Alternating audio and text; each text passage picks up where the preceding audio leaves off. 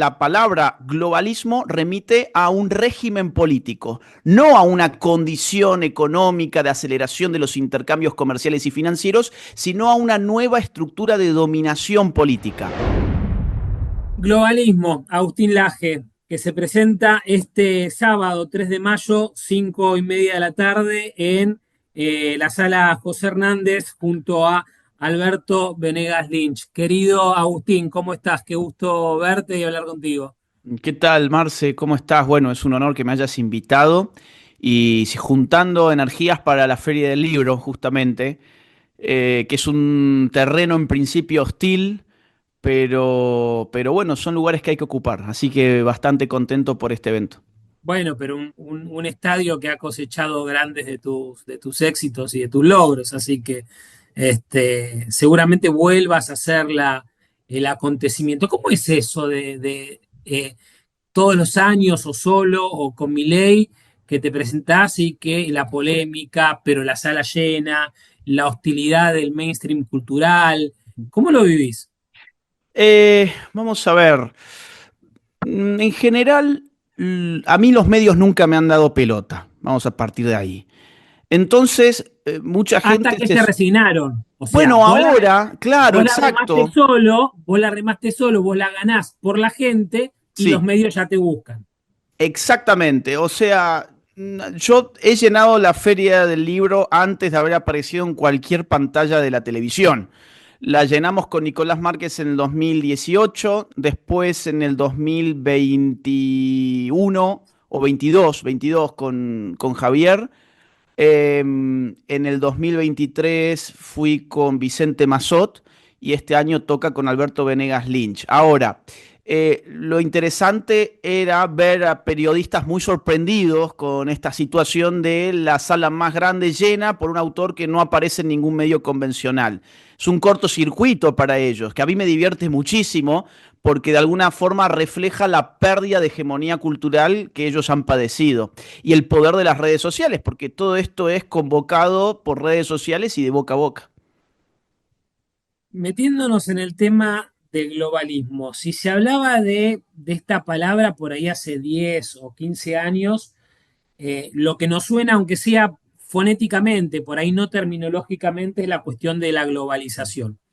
Ahí parecía que estábamos todos de acuerdo porque, o sea, el proceso de la Unión Europea, que por ejemplo ha traído el periodo de paz y de prosperidad más importante en la historia de Europa, eh, la cuestión del libre movimiento de personas y de capitales trajo sin lugar a dudas beneficios para todos lados, la reacción conservadora nacionalista por ver por ahí que un mundo cambiaba, pero era un proceso que creo que las personas más o menos lógicas podríamos todos reconocer como virtuoso. Ujú. ¿Qué pasa entre ese escenario de la caída del muro, Uh del desmembramiento soviético, con esa globalización virtuosa, a -huh. este globalismo que empezamos a discutir y a ponerle la lupa?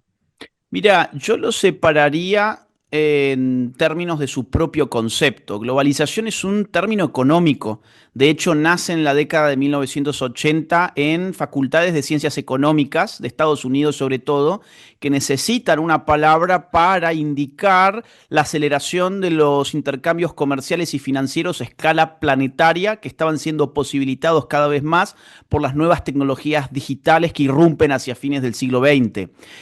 Lo que llamamos globalización en su cuna es un proceso económico, es un concepto económico. Lo que llamamos globalismo es mucho más reciente, de hecho la palabra es mucho más nueva, la palabra debe tener aproximadamente una década, la palabra empieza a popularizarse sobre todo en círculos trampistas en Estados Unidos, empiezan a hablar de la reacción antiglobalista que significa MAGA, y en este sentido la palabra globalismo remite a un régimen político, no a una condición económica de aceleración de los intercambios comerciales y financieros, sino a una nueva estructura de dominación política. ¿En qué consiste esa estructura? Consiste en la acumulación de poder político por parte de organismos de poder que no son estados-nación. En la segunda mitad del siglo XX, Después de la Segunda Guerra Mundial, justamente, se crea algo llamado Naciones Unidas, con el objetivo de garantizar la paz y la seguridad en el mundo. Este es el artículo número 1 de su Carta Constitutiva. Lo más importante de Naciones Unidas era articular esfuerzos internacionales para evitar guerras después de 2 guerras mundiales.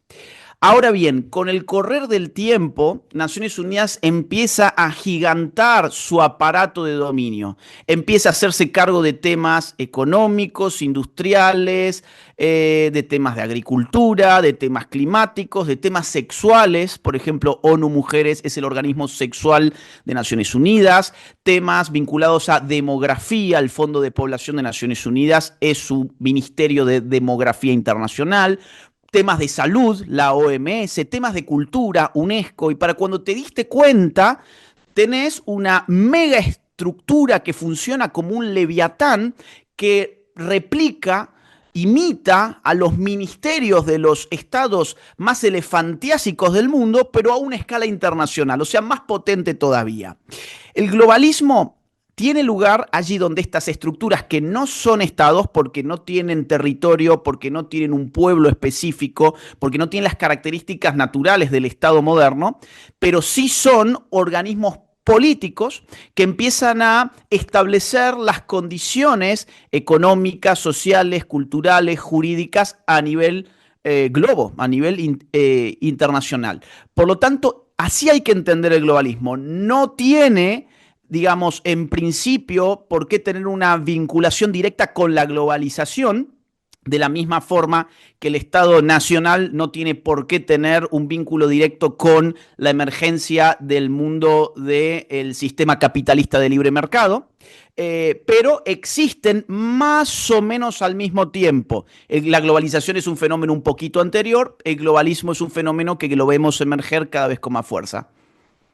Si hablamos del periodo 1945 y la irrupción del término en los sectores trumpistas, lógicamente al ser contrafáctico es muy difícil. Alguien bien podía decirte, si bien hay cuestiones que podemos mejorar, es indiscutible que la ONU ha aportado al proceso de paz en términos internacionales más importante de la historia. Lógicamente que esa posición también tendría que tener un contrafáctico, un abogado del diablo que le diga, ojo, porque también coincidió con la globalización, por lo que los países se volvieron más dependientes económicamente, así que probablemente fue el comercio y Mm. no la ONU, pero la pregunta es, ¿estas estructuras se pervierten o evolucionan? Porque uno puede decir, bueno, se ideó con estas finalidades y evidentemente en un momento donde se muta esto que vos decís, se ha pervertido.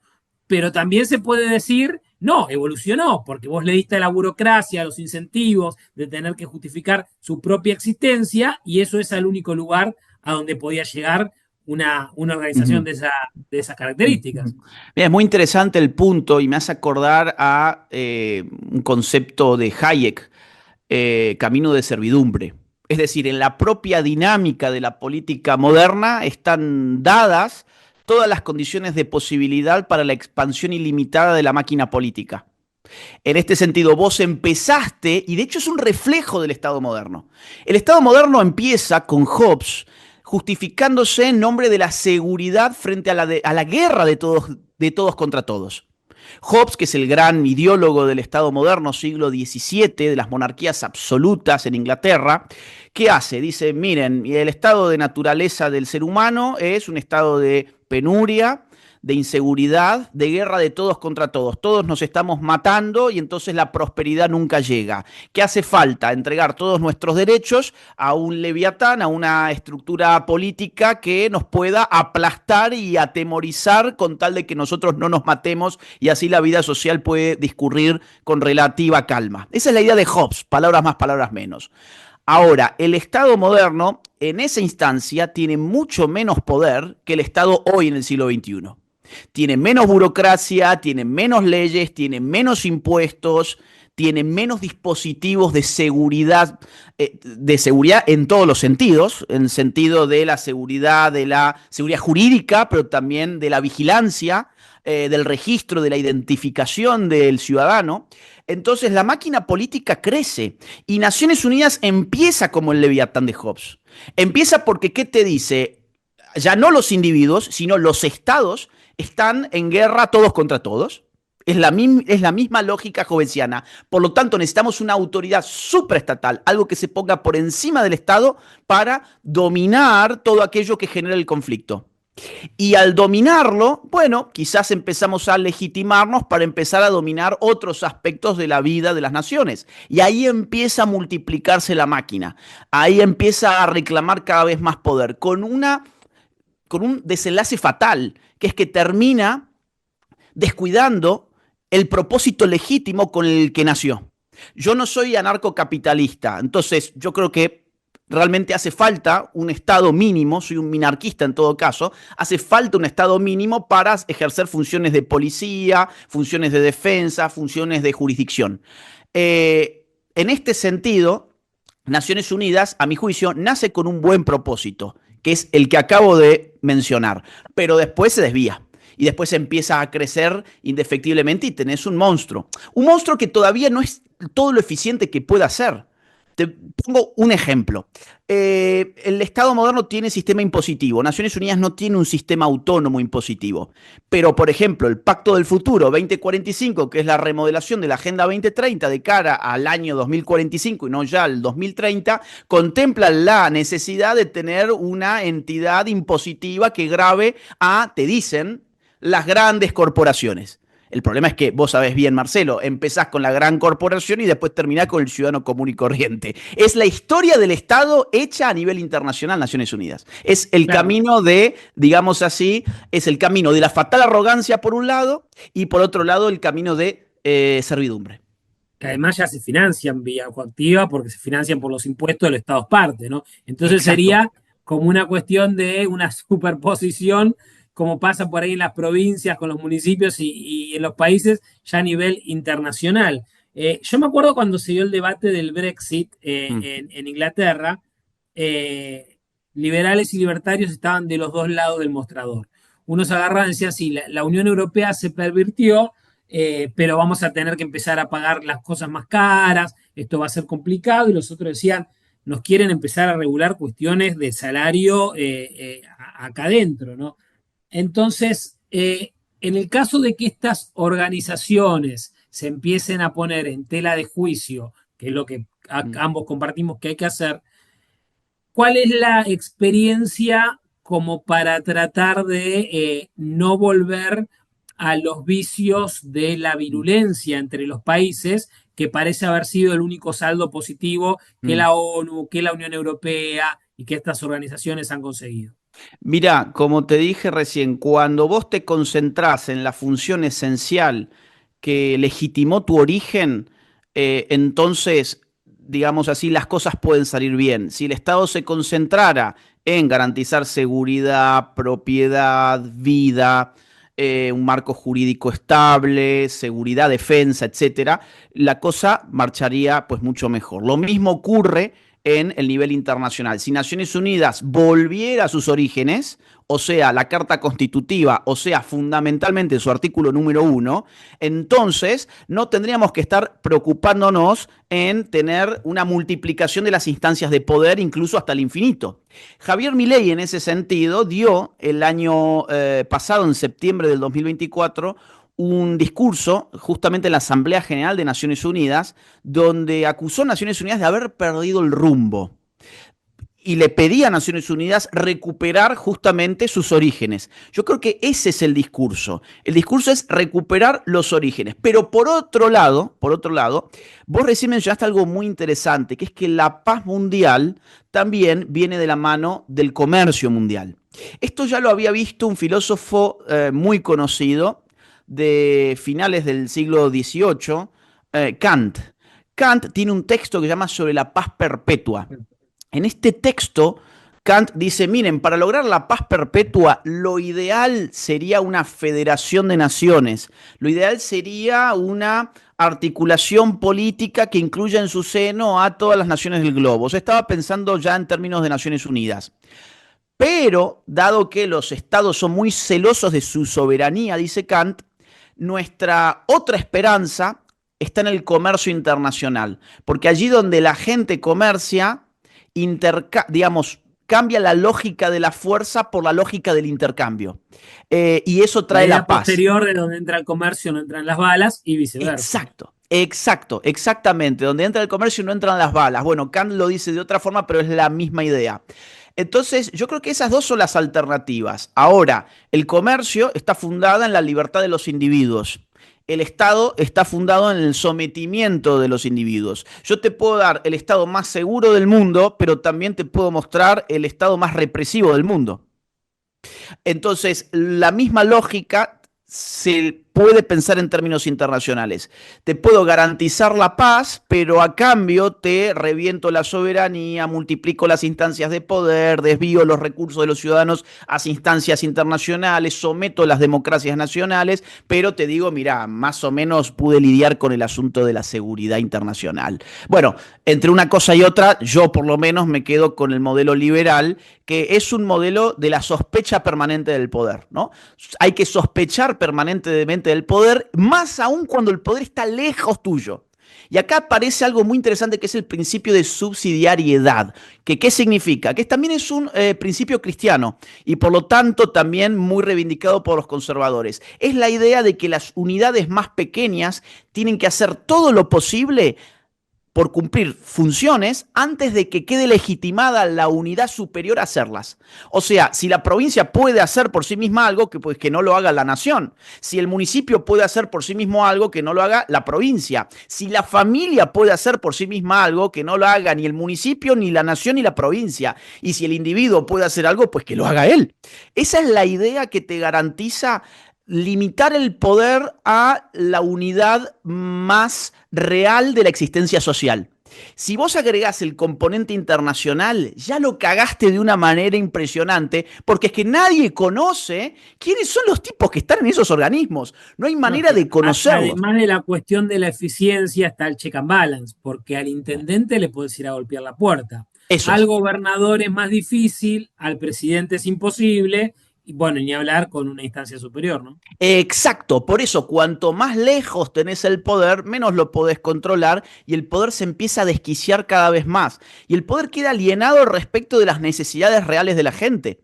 Vos fijate en qué anda Naciones Unidas, te pongo un ejemplo. El día que Maduro estaba reasumiendo la presidencia después del fraude más escandaloso del siglo XXI, fue directamente una parodia de fraude, o sea, fue tan alevoso que parecía una joda. Las Naciones Unidas ese día, en vez de estar hablando sobre Venezuela, estaba hablando sobre la necesidad de censurar las redes sociales para combatir los discursos de odio y para combatir la desinformación. Bueno, esa es una radiografía para mí de lo que pasa cuando el poder está tan lejos de la gente, es que ni siquiera los conoce, no sabe por dónde pasa lo importante. Detrás de estas organizaciones, ¿vos qué encontrás? Una burocracia que realmente necesita justificar su propio sueldo, lo que termina generando un incremento permanente de la estructura. Encontrás un grupo ideologizado de querer realmente tener cierta influencia política por una agenda a nivel internacional o una interacción de malos incentivos de ambas partes. Mirá, hay varias cosas y la pregunta es buenísima. Vos tenés, por un lado, megapotencias que tienen privilegios políticos en el seno de estas organizaciones.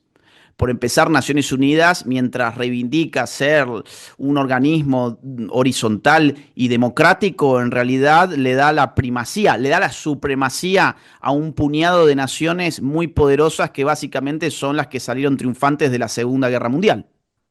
Entonces, ellos tienen poder de veto en el Consejo de Seguridad de Naciones Unidas. Por ejemplo, China, Francia, Inglaterra, Estados Unidos, y me olvido de alguna más. Entonces, por empezar, las megapotencias tienen un poder no igualitario respecto del resto de las naciones en el seno de estos organismos. Segundo punto, tenés corporaciones económicas Pero que no parece haber un beneficio para los países. Inclusive muchos terminan siendo los más perjudicados, pero por ahí sí para las élites que tienen influencia en esos países. exactamente, y ahí viene el segundo nivel, precisamente. El segundo nivel es el de corporaciones, en muchos casos corporaciones Porque económicas, el taxpayer norteamericano paga la joda a eso, no, no es que le resulta un beneficio. totalmente pagan la joda y además Naciones Unidas tiene un principio que modificó el derecho internacional público, que es el de incorporar como sujeto activo de la producción de la norma a la figura de la ONG.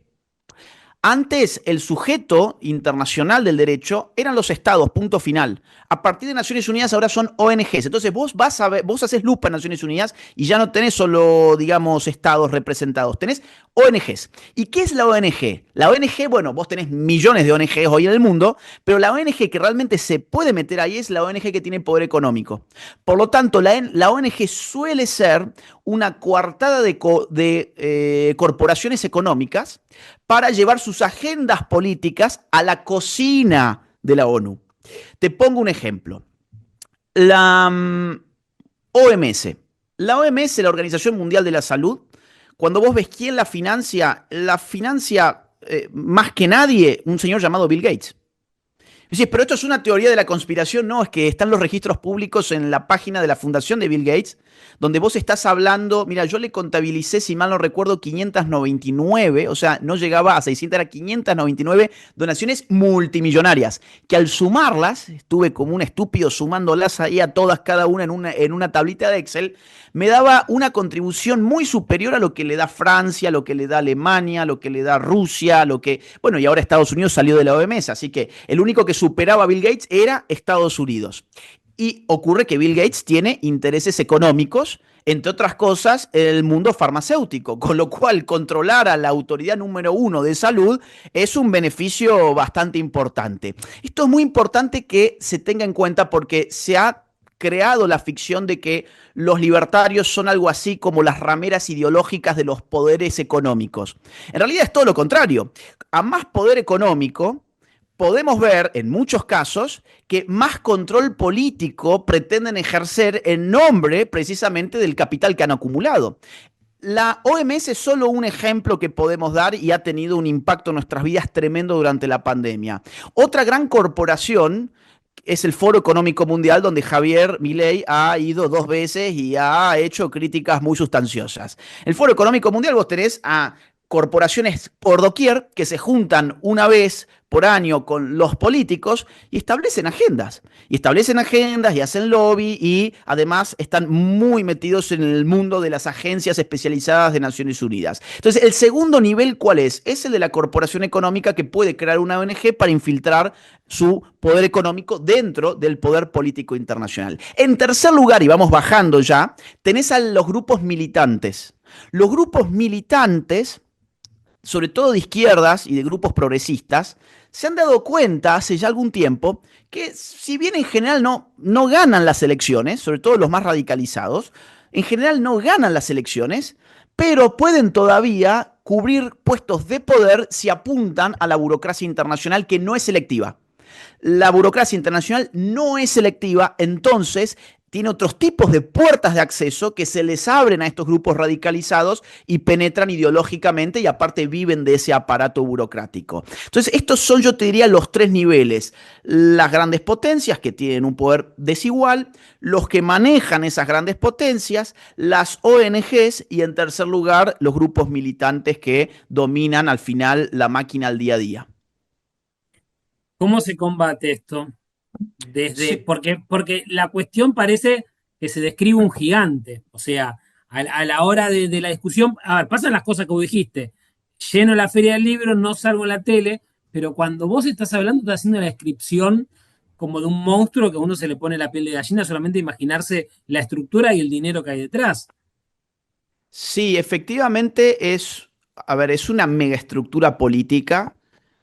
Asusta pensar hasta dónde puede llegar incluso. Te pongo un ejemplo. Pues, trato de buscar ejemplos que estén vinculados con el día a día de la gente porque si no habría ejemplos por todos lados, pero Por ejemplo, a fines del año pasado la OMS juntó a las naciones para firmar un tratado sobre las pandemias, donde ya quería condicionar a futuro para una próxima pandemia a los estados nacionales a conceder soberanía, a ceder, mejor dicho, soberanía a los organismos internacionales para poder con mayor flexibilidad imponer las políticas mundiales para preservar la salud en la próxima pandemia. Bueno, esta locura, la gente no se entera de esto, esto no está en la televisión, el periodismo político no lo discute, es algo que pasa subterráneamente, pero ahí está, o sea, para quien lo investiga llega. El problema es que nadie investiga estas cosas. Entonces, sí, es un monstruo político, es un monstruo invisible para el 99% de la gente, pero es un monstruo que hay que combatirlo. ¿Cómo se lo combate? Bueno, se lo combate desde el Estado Nacional. Es decir, el Estado Nacional todavía tiene el poder de firma. O sea, vos necesitas para aplicar una política de la ONU tener a un embajador nacional que va y firma eso. Si vos tenés un gobierno que es consciente de este peligro, pues no van a firmar y ya está, le generaste un problema. Eso es lo que pasó con el ejemplo Javier Milei. ¿Qué hizo Milei? Te sacó de Agenda 2030, que si querés después podemos entrar por ahí porque eso es espeluznante directamente, y te hizo que Argentina no ingresara en el pacto del futuro que es la Agenda 2045. Bueno, ahí ya está. Digamos, no hace falta pegar un tiro, no hace falta generar una revolución popular, lo que hace falta es usar los mecanismos democráticos para elegir bien a alguien que se salga de este tipo de organismos que cada vez crecen y crecen más. Luego tenés el otro ejemplo en Donald Trump. ¿Qué hizo Donald Trump? Dijo, bueno, yo me voy a salir de la OMS. Y generó a su vez un efecto contagio, porque a continuación Javier Milei dijo lo mismo, me voy a salir de la OMS. Y de pronto muchas naciones empezaron a ver que su ciudadanía miraba con ojos distintos lo que había hecho la OMS durante la pandemia. Entonces, en resumen, ¿qué se puede hacer con esto? Votar bien, votar bien y tratar de llevar las ideas de la libertad al Estado-Nación. ¿Qué rol le encontrás al bastión de las redes sociales con respecto a la cuestión de la presidencia de Milei? Porque eso que vos que a su vez termina siendo el dique de contención para que este monstruo no se meta en Argentina. Pero estaba discutiendo yo el fin de semana en un programa de televisión y que mientras pasan un montón de cosas relevantes en el país, en su economía, estaban insistiendo en un tuit de Mariano Pérez. Yo le dije, se están disociando por completo de la opinión pública. eh, pero el tema es que hasta las redes sociales, ellos tenían el monopolio de fijar agenda. Entonces ahora eso lo han perdido. ¿Cuánto sirve o qué tan necesario es cuidar este último bastión para terminar generando esos diques de contención de presidentes que decidan no someterse a estas cuestiones? Mira, a mí me hace acordar ver a los políticos y en su relación con el periodismo, los políticos, no digo Milei que no es político, sino los políticos del sistema en su relación actual con el periodismo y me viene la imagen de cómo se debe haber visto el político tratando de proteger al vendedor de velas en un mundo que ya conocía la bombita de luz, la bombilla de luz.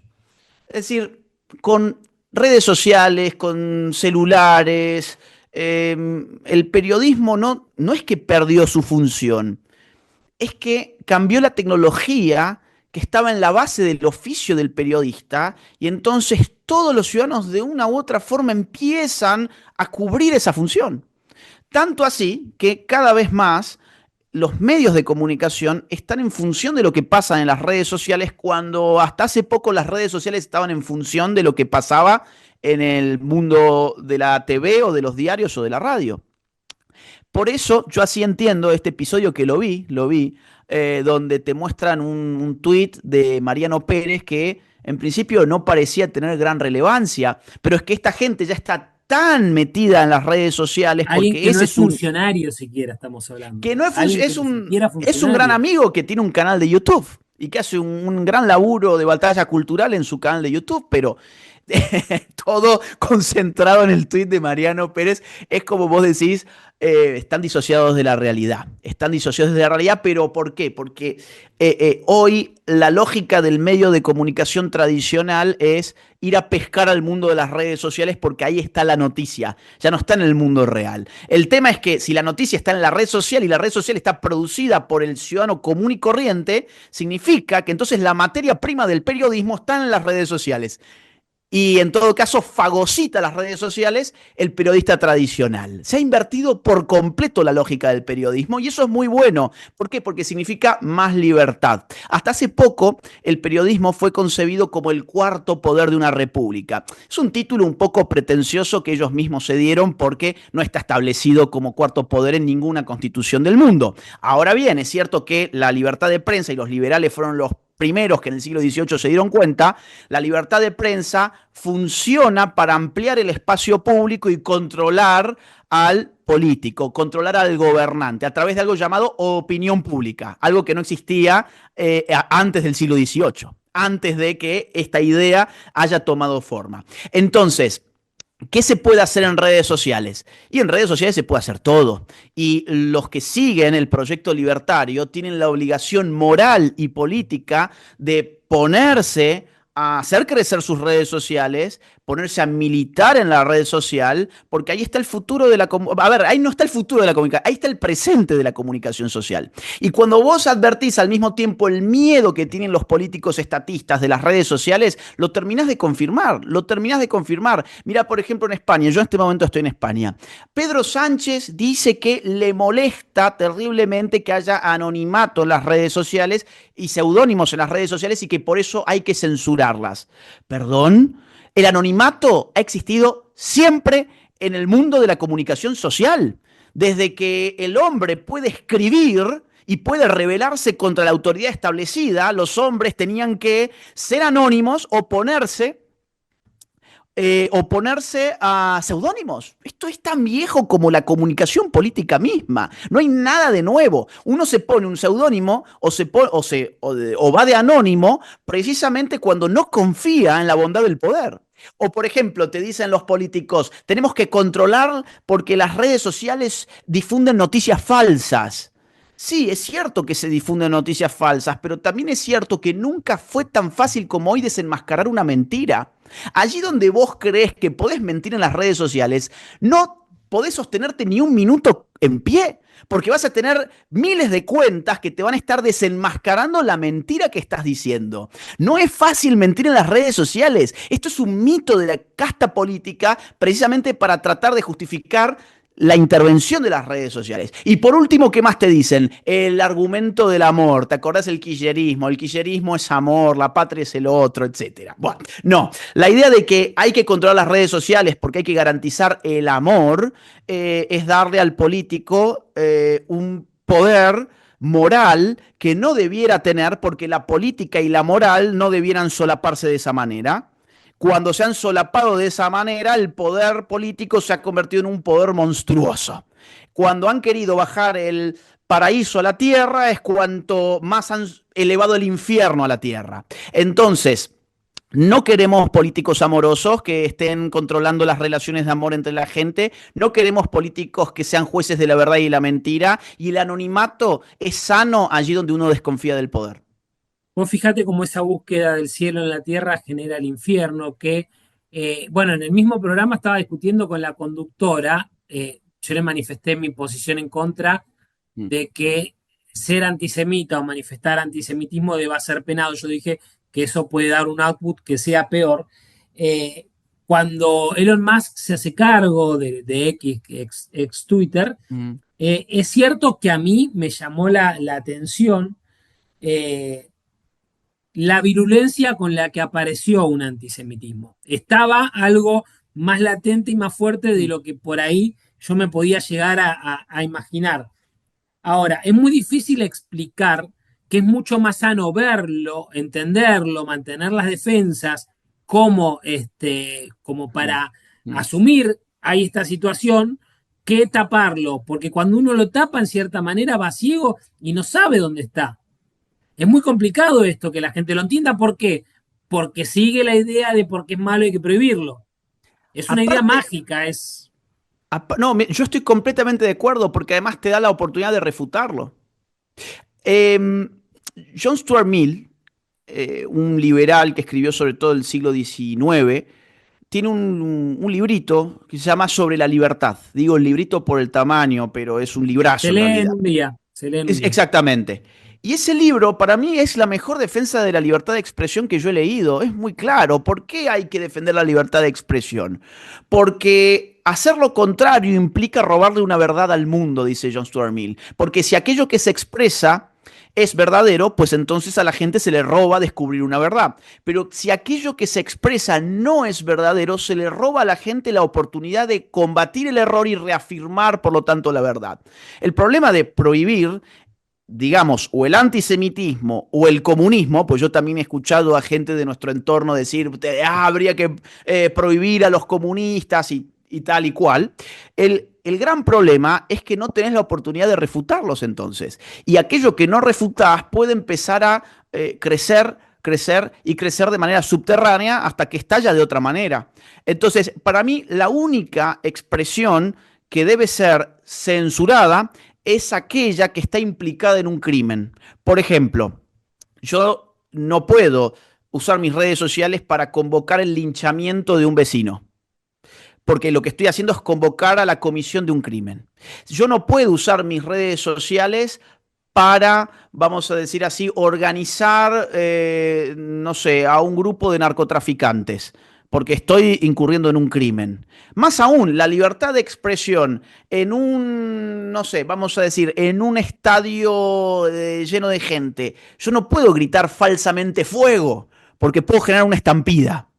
Entonces, ¿cuándo está limitada la libertad de expresión? Cuando desencadena una acción criminal. Pero cuando estamos hablando de opiniones políticas, en realidad de manera directa no estás desencadenando ninguna acción criminal. Digo, de manera directa, pues claro que el nazismo puede desencadenar un gobierno criminal, por supuesto que el comunismo como ideología desencadenó gobiernos criminales, pero vamos a decir de manera directa. Ese es el límite para mí de la libertad de expresión, la acción que engendra de manera directa. Fuera de eso, pues que cada uno diga lo que le plazca. A ver, y el otro gran asunto es la ofensa. Me ofende, por lo tanto, tiene que estar prohibido. Esto es algo que vino muy de la mano del wokismo, la idea de mi sensibilidad moral e identitaria está siendo agredida por el discurso de un otro. Bueno, pero es que si ese es el punto, la sensibilidad de cualquiera puede estar herida con cualquier tipo de opinión. Yo como católico practicante puedo sentirme muy herido por un marxista que dice que la religión es el opio de los pueblos. Pero si empezamos a prohibir todo lo que resulta hiriente, entonces vamos a tener que limitarnos a vivir en una suerte de Disney World, digamos, donde todo es, donde todo es muy simpático y alegre y la realidad social no es así. Vos fijate que ni Mill, ni Mises, ni Hayek, ni ninguno de estos que estamos hablando se imaginaron la cuestión de Internet, Mm. pero aún así hay muchísimas cuestiones que ya estaban implícitas, el uso del conocimiento disperso, la formación de los precios como cuestión descentralizada, y llegamos a la idea de que lo mejor que puede ser en pos de la paz social y la virtud, por así decirlo, Ujú. la relación civilizante entre los hombres, es la competencia de ideas, ¿no? También aparece lo mismo, competencia de elementos absolutamente descentralizados del cual todos nosotros somos parte, ¿no? Casi como volvemos a esa mano invisible y ya nos tenemos que Total. ir al siglo XVIII. El que lo quiera leer hasta en términos religiosos, ya sea un judío como Israel Kirchner o un Mm. católico como Huerta de Soto, encuentra hasta estos casi componentes de lectura mística, es muy loco. Sí, es un muy buen punto el que estás ofreciendo. Por eso yo te decía recién, en redes sociales no es fácil mentir, no es cierto. Ha sido mucho más fácil mentir antes de las redes sociales. Mirá, te pongo, a ver, un ejemplo un poco doméstico, un poco sonso, pero para que se entienda el punto. ¿Cuándo ha sido más fácil engañar a tu pareja? ¿En el mundo de las redes sociales o en el mundo de no redes sociales? Bueno, vos me dirás, Es más fácil engañar a mi pareja en el mundo de las redes sociales porque podés conocer un montón de otras mujeres por redes sociales. De acuerdo, pero también es mucho más fácil que tu mujer se entere que la has engañado. ¿Te das cuenta? Lo mismo pasa con el problema de la falsedad y la verdad. Es mucho más fácil mentir en una red social. Desde luego, ¿por qué? Porque ahora podés hablar públicamente sin ser el dueño de un canal de la televisión. Antes no podías, antes estabas sometido a escuchar el canal de la televisión propiedad de otra persona. Pero al mismo tiempo que es más fácil hablar y mentir en redes sociales, también es mucho más fácil que te descubran. Entonces, al final, ¿por qué te descubren? Porque tenés a millones de seres humanos, millones de conocimientos dispersos que se articulan allí para refutarte o en todo caso para deschavarte de que has engañado a tu mujer. En tiempo inmediato, Perfil había puesto que con el viaje de Milei y el equipo a Roma, Mm, Santiago Oría no iba a estar en el velatorio y dijeron, porque desde el gobierno aseguraron, y era todo mentira, el tipo de la casa dice, yo no me fui a ningún lado, y es en tiempo real.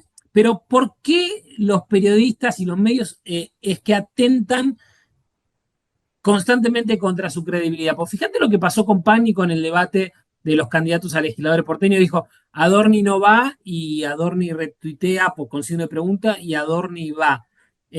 O sea, si uno lo mm, trata de analizar desde la lógica, mm.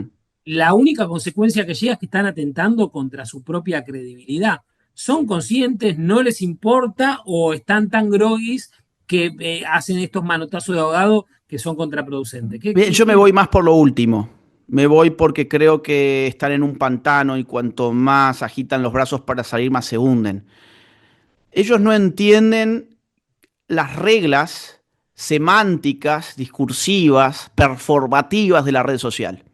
Ellos son animales de medios tradicionales, que incluyen productores, camarógrafos, sonidistas, iluminadores, maquilladores, un guión perfectamente establecido, cortes comerciales, todo cronometrado. Es otra lógica, es una lógica muy distinta, es un vocabulario distinto, es una puesta en escena totalmente distinta. Le viene el mundo de la red social y hay un pibe como Fran Fijap o como Mariano Pérez o como los amigos de la misa que empiezan a tener una influencia monstruosa y estos tipos dicen, ¿qué carajo es esto? No lo puedo comprender y como no lo comprendo lo ataco. Porque si vos ves la influencia que tiene esta gente en el mundo de las redes sociales, en realidad es muy baja. Es Bueno, muy vos baja en también el mundo de entendés las la redes sociales. psicología de un Marcelo Longobardi que tuvo que entender de la noche a la mañana que Fran Fijap o que Agustín Laje sean más relevantes que él. O sea, vos entendés un tipo que era una eminencia, un pope de lo suyo, y Mm, aparecés vos, y cuando habla con vos habla de un ensañamiento de vos, que es total, y uno ve la cuestión y claro, o sea, ¿cómo puede ser que vos salgas con el micrófono? Con una lámpara ahí atrás y no sé lo que tenés con presupuesto cero y te miran 150.000 veces más que él. O sea, entender sí. la cabeza del tipo no es fácil esto. De hecho, Marcelo Longobardi es un buen ejemplo. Él quiso incursionar en YouTube y lamentablemente para él no lo veía nadie, no era un producto atractivo, pero por lo que te digo, está mal montado porque son otras lógicas de la comunicación. Entonces yo creo que están ahogándose en un pantano, están desesperados por salir y otra vez, como no entienden tampoco el potencial veritativo que tienen las redes sociales, para ellos las redes sociales equivale a mentira. No, tiene un potencial veritativo impresionante en tiempo real, como bien marcaste recién, que ellos creen que todavía pueden mentir como lo hacían hace 10 años y después esa mentira pues correrá y para cuando se pueda desmentir ya no tiene mucho efecto la desmentida. Entonces siguen mintiendo como siempre lo hicieron y no contemplan la posibilidad de que en el mismo segundo en que mienten le aparece alguien en red social deschavándolos. Por eso te digo, no entienden la red social.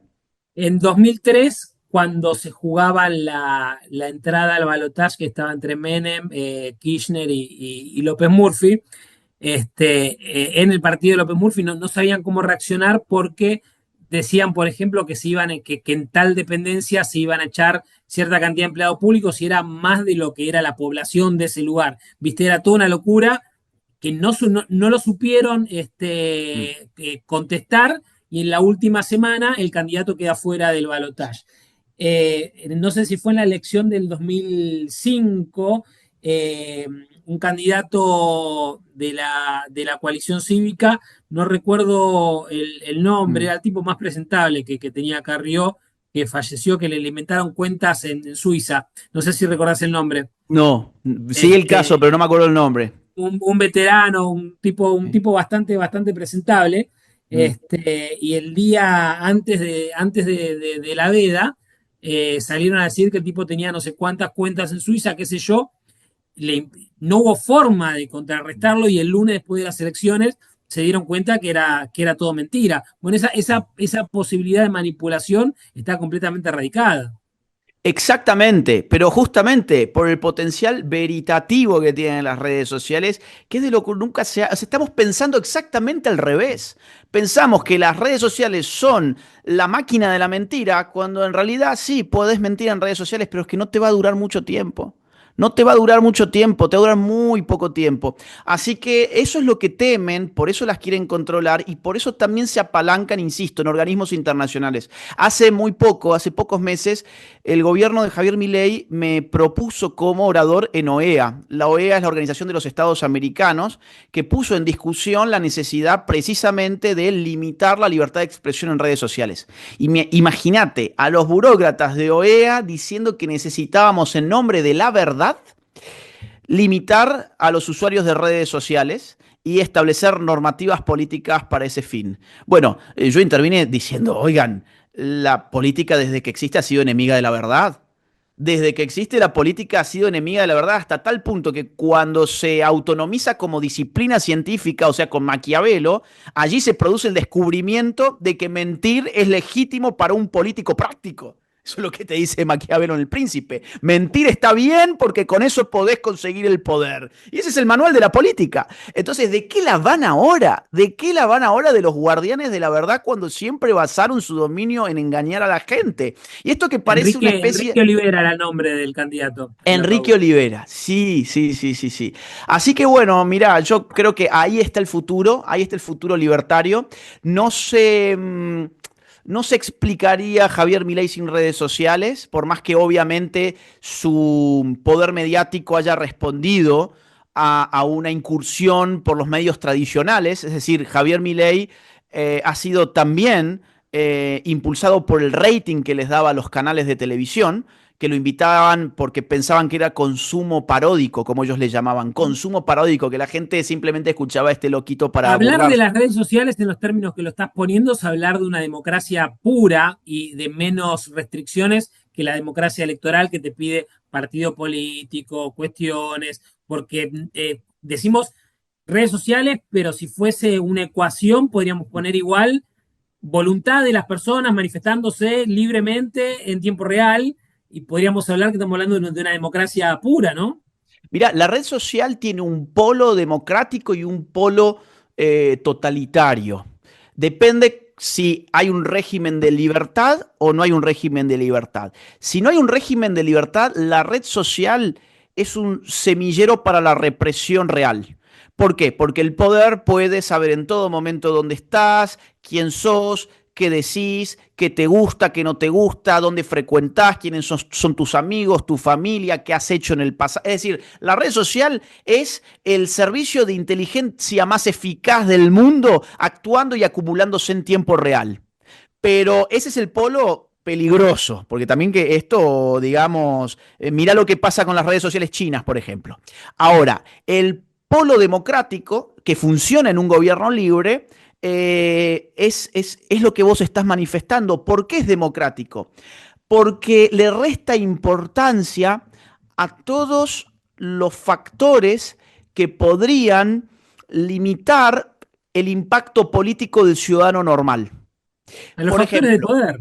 son factores de poder. La plata. Bueno, claro, a ver, políticamente, en una elección, si bien cada uno vale uno, pero aquel que tiene mucho dinero como para bancarse una campaña política, pues va a tener muchas más probabilidades de obtener votos que otro que no tiene dinero para la campaña política. Esto es real. Ahora, cuando aparece la red social, el poder político del dinero en realidad disminuye.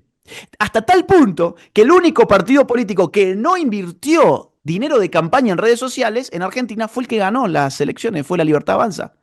O sea, no podés condicionar a las redes sociales con plata, eso es lo que te quiero decir. No podés comprar a las redes Y los sociales. que pusieron plata hacían papelones. Hacían papelones, la reta puso, pero una locura y ni entró en las PASO y puso una locura. Massa, en la segunda vuelta, yo cada vez que entraba a ver algún video, antes de tener además la opción esta paga de YouTube, que después me la compré para no verlo más justamente, pero era impresionante, cada vez que entraba era masa, masa, masa, masa, masa. Y luego tenés el tema de las campañas en la calle. Fíjate, ¿dónde sacó más votos Javier? Bueno, entiendo que fue Córdoba, 74% de los votos, y creo que Salta también. Y en Córdoba no había una sola pegatina de Milei. A ver, en la campaña de López Murphy, si vos no pegabas carteles en la calle y eso cuesta mucho dinero, pues ¿cómo te das a conocer? No tenés manera.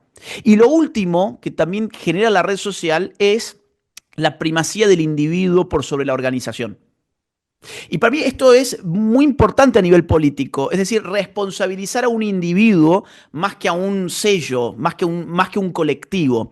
En el mundo de las redes sociales, vos ya no vendés al partido peronista, vos ya no vendés a la Unión Cívica Radical, vos vendés a Cristina Kirchner, Axel Kicillof, Lustó o Javier Milei de la Libertad Avanza. Y esto también es, digamos, importante para una concepción liberal de la política.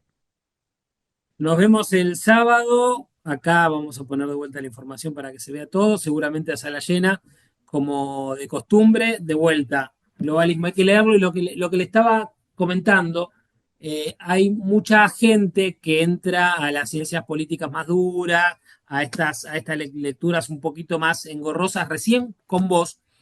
Y los que empiecen a transitar todo esto van a tener, sobre todo los jóvenes que no pasaron por autores clásicos y por procesos históricos, es muy interesante cómo vos llegás a esta cuestión. No te pones a hablar del tema.